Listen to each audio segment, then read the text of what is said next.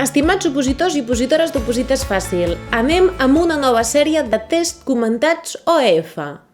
Comencem. Qui resol el recurs d'empara constitucional? Constitucional! Doncs el Tribunal Constitucional.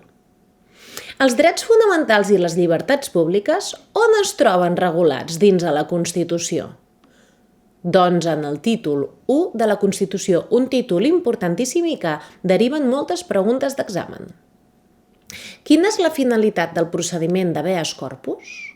Decidir si el detingut és culpable, valorar les proves que s'utilitzaran, decidir si hi ha hagut alguna situació de detenció que pugui ser il·legal o el règim de visites.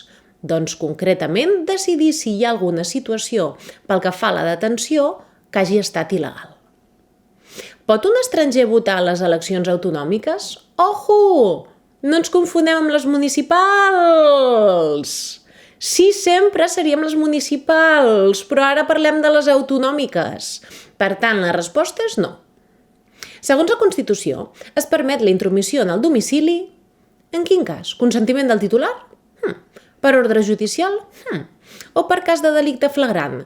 Doncs molt bé, totes són correctes. Moltíssimes gràcies per la teva atenció.